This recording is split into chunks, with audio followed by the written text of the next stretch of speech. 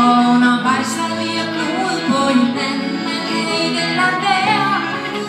Når man sidder der, som på tegn studerer alle spisekortet, der nøjagtigt med til sidst. Og alle tager en tung beslutning og bestiller nøjagtigt det samme som sidst.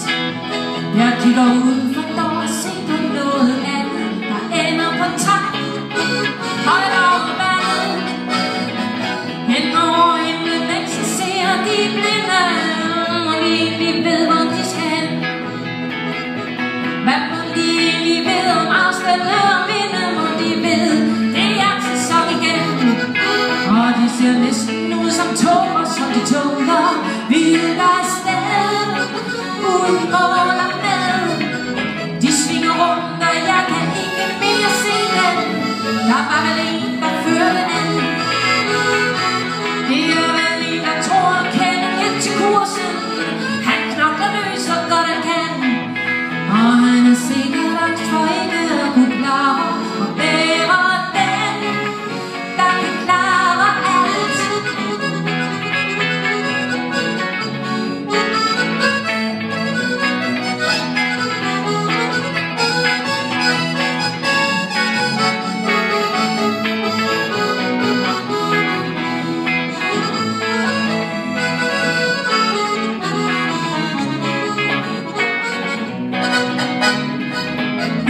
Spist ved alle borde i salonen, er de mænd, der er vant til klart og sidde stille uden at skulle tage beslutning. For dem var det aldrig det, der galt.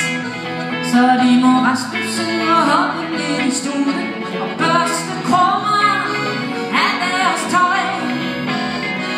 Det er jo ikke selv at se mig selv længe, og da jeg kigger ud igen, så flyver der 2 tag og ender helt alene.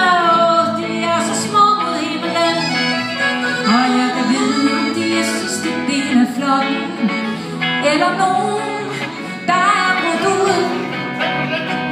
Måske er det de 2, der finder nye veje og sætter mål, de selv har valgt. Og hvis de smitter, bliver de den store flok så lille, bag ham der altid klarer alt. Og når det så er blevet for sent, ser han tilbage og siger, at flokken, den er væk. Det er lidt sværere at være for mange, men de 2 er stolte, de er fri. Og jeg kan tydeligt se, de begge 2 er 100, nu da de flyver tæt forbi. Og ikke for noget, men jeg synes faktisk, det var